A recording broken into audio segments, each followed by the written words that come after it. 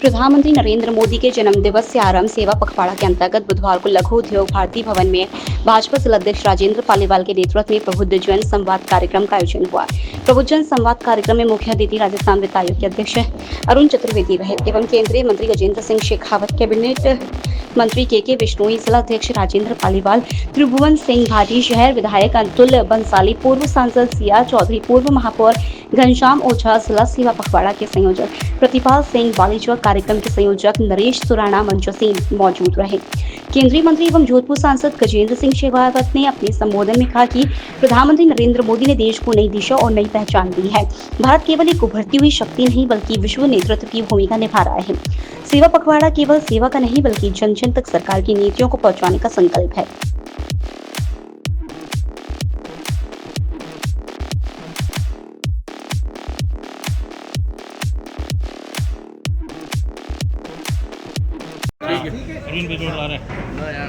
बताएं sir. Bharatiya Janata party के 3 कार्यक्रम चल रहे हैं। 17 सितंबर प्रधानमंत्री जी के जन्मदिन से लेकर के 2 अक्टूबर तक एक सेवा पखवाड़े कार्यक्रम, इसमें 17 सितंबर को प्रधानमंत्री जी का जन्मदिन, 25 सितंबर को दीनदयाल उपाध्याय जी का जन्मदिन और 2 अक्टूबर को महात्मा गांधी जी और लाल बहादुर शास्त्री जी का जन्मदिन। इन तीनों दिनों को मिलाकर के पार्टी ने, प्रधानमंत्री बार बार कहते हैं कि मेरे जन्मदिन का महत्व नहीं, इसके माध्यम से हम लोगों तक पहुंच करके सेवा के काम करें। इसलिए चाहे रक्तदान शिविर होंगे, मेडिकल चेकअप होंगे, पर्यावरण के संकट को देखते हुए हर घर का जुड़ाव कहीं पेड़ के साथ हो, पेड़ लगाने का कार्यक्रम होगा, संगोष्ठियों के कार्यक्रम होंगे। इन सब के माध्यम से आम आदमी से जुड़ने का काम। दूसरा, आत्मनिर्भर भारत, वोकल फॉर लोकल, हम स्वदेशी को अपनाएं। ये दिवाली और दशहरे का त्यौहार है, इसमें शुरुआत करें और शुरुआत करते हुए कैसे मैं खरीदूंगा भारत के लिए और बनाऊंगा भी भारत के लिए, इस संकल्प के साथ बनाने वाले जहां भारत में बनाकर करें वहां अपनी गुणवत्ता को बढ़ाते हुए विदेशों में भेजें, जिससे भारत का एक्सपोर्ट भी बढ़ता रहे। इस सिद्धांत को लेकर के एक आत्मनिर्भर भारत का सिद्धांत। और तीसरा, अभी जो GST के रिफॉर्म किए, पहले 4 स्लैब होती थी, 5%, 12%, 18%, 28%। 12 और 28% की स्लैब को ख़त्म किया, केवल 2 स्लैब रही है। हर व्यक्ति के, हर परिवार के घर का बजट कम हुआ है, उसको बहुत अधिक लाभ इस सबका मिला है। देश भर में मोटा मोटा आंकड़ा जो ध्यान में आ रहा है, 25 लाख करोड़ का कुल फायदा लोगों को ऐसा होगा। झोपड़ी से लेकर के और बड़े मकान तक रहने वाले हर व्यक्ति को इसका लाभ मिलेगा। इसके बारे में आम आदमी को बताना और वो जागरूकता के साथ इस सब विषयों के कारण से भारत की इस ताकत को पहचानने का काम कर खड़ा करें। 2 विषय राजस्थान की सरकार बने हुए लगभग 1.5 साल हुए। मुख्यमंत्री जी ने 2 कार्यक्रमों की योजना की है, एक तो ग्रामीण सेवा शिविर और शहरी सेवा शिविर। इन सब के माध्यम से बहुत बड़े पैमाने पर ग्रामीण क्षेत्र के लोगों को, शहरी क्षेत्रों को, चाहे पट्टे का विषय होगा, नामांतरण का विषय होगा, सड़क का विषय होगा, नाली का होगा, बिजली का होगा, किसानों के और विषय होंगे। इन सब विषयों को इस पर राहत देने का जो काम योजना बनी है, उसमें भी पार्टी का कार्यकर्ता जुड़े, आम आदमी जुड़े और जुड़ करके अधिकतम लोगों को इन कैंपों का लाभ मिले, इसको सुनिश्चित करने के लिए ऐसी योजना के लिए जहाँ एक पार्टी के कोर ग्रुप की ऐसी बैठक थी, दूसरा एक प्रबुद्ध जन सम्मेलन आज था, उसमें इन सब विषयों की आम लोगों से चर्चा की। सर, विरोधी सरकार ने जो घाटा छोड़ने किया तो GST कैसे देखते हैं? GST रिफॉर्म का एक मोटा तौर पर आता, आपको याद होगा 2017 में जब GST का कानून बना था, कांग्रेस और कांग्रेस के साथ बाकी विपक्षी दलों में भयंकर इस विषय को लेकर के विरोध खड़ा किया था। देश का में कन्फ्यूजन का वातावरण था, उनका था व्यापारी उद्योग लाभ। उस समय लगभग कुछ 70,000 ऐसे टैक्स पेयर जुड़े थे, जो बढ़कर के संख्या भी 1,64,000 हो गई है, 1,64,00,000 हुई है। दूसरा, इसी तरह उस समय जो GST की इनकम थी वो 11 लाख करोड़ थी, जो बढ़कर के अब लगभग 22 लाख करोड़ हुई है और कुछ समय ऐसा लगता है कि 24 लाख करोड़ तक पहुँची, जो 2 लाख करोड़ प्रतिमाह हुए। ये सीधा जवाब है। सर, इतना फायदा जनता को हो रहा है, आपका आयोग सर इसको आम जन तक ले जाने के लिए क्या किया?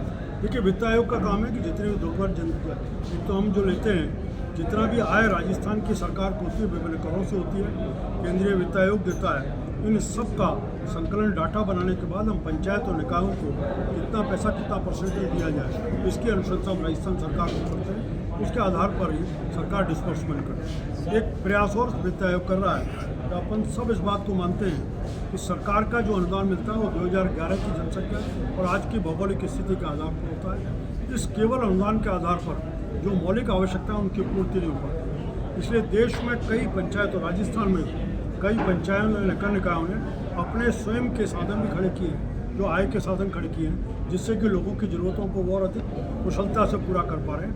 वित्त आयोग इसके ऊपर भी एक चर्चा करेगा और सब करने के बाद उन निकायों को, पंचायतों को और सरकार को भी अपने सुझाव देगा। सर, क्या पहले की जो दरें थी वो ज़्यादा रख के सरकार ने गलती की, जो अब कम करने के लिए?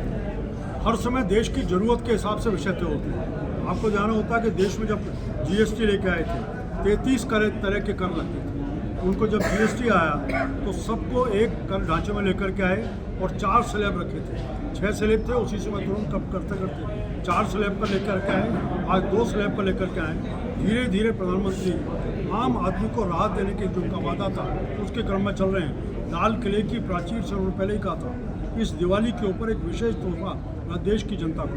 सर, एक मांग जो है गहलोत साहब ने यह कहा है GST को लेकर, जब हमारी UPA की सरकार थी तब हमने लो टैक्स स्लैब रखना चाहते थे, 1 स्लैब रखना चाहते थे, लेकिन सरकार बने इतना समय हो गया, इसके बाद में अब 2 स्लैब रखती है सरकार। आप गहलोत जी करना चाहते थे इसका मतलब नहीं आपने किया नहीं।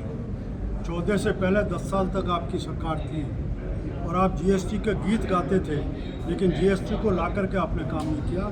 नरेंद्र मोदी ने आते ही जनता की इस अपेक्षा को पूरा करते हुए कानून बनाया।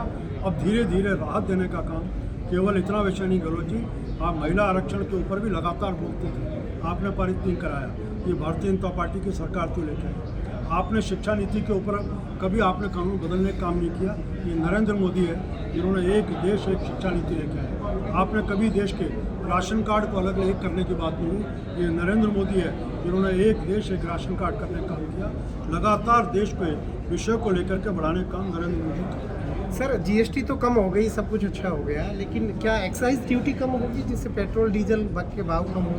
ये विषय हर राज्य सरकार के ऊपर है, इसमें केंद्र सरकार नहीं कर सकती। राज्य सरकार को, और आपको ये बात ध्यान होगा 14 से पहले का भी जो आपने चर्चा की है गहलोत जी की, देश में उसमें भी पेट्रोल डीजल के ऊपर एक्साइज की बात थी। देश में भारतीय जनता पार्टी शासित सरकारों ने एक बार नहीं 3 बार अपनी दरों में कम की थी, करों में कमी करके राहत दी थी। अशोक गहलोत जी को बार बार बोलने के बाद भी उसमें उन्होंने एक बार भी कर दी थी। भजन लाल जी ने आने के बाद ही तुरंत राहत दी। दूसरी तरफ राजस्थान में अलग अलग जगहों पर पेट्रोल डीजल की कीमतें अलग थी, अलग अलग कीमतों में बिका करते थे। उसको एक यूनिफॉर्मिटी थी, देश में कहीं से भी आएगा उसकी जितना पैसा भारत राजस्थान सरकार देगी, हम सबको एक कर के ऊपर देंगे। और इन सब के आधार पर नरेंद्र मोदी जी के नेतृत्व में केंद्र सरकार भी समय समय पर इस पर राहत देगी। और वसुंधरा राजे जी ऊपर टिप्पणी कर रहे हैं कि मुख्यमंत्री की कुर्सी जाने वाली है और वसुंधरा राजे जी होती तो ज़्यादा आगे जाता है, इस पर आप क्या कहते हैं? गहलोत जी के साथ दिक्कत ये है तो राजस्थान के जब मुख्यमंत्री थे उनकी और उप मुख्यमंत्री के प्रेम के बारे में सब चर्चा की।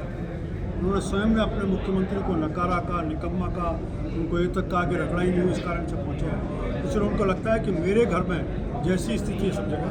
गहलोत जी आप चिंता ना करें, और अपनी कांग्रेस पार्टी की चिंता करते हैं। भारतीय जनता पार्टी एक मुखी है, एक मुखी होकर के प्रदेश का पार्टी का संगठन मदन राठौड़ के नेतृत्व में और सरकार और उसके साथ कार्यकर्ता भजन लाल के नेतृत्व में जनता के हित में कार्यकर्ताओं को जुटाने का, कानून बनाने का काम करें।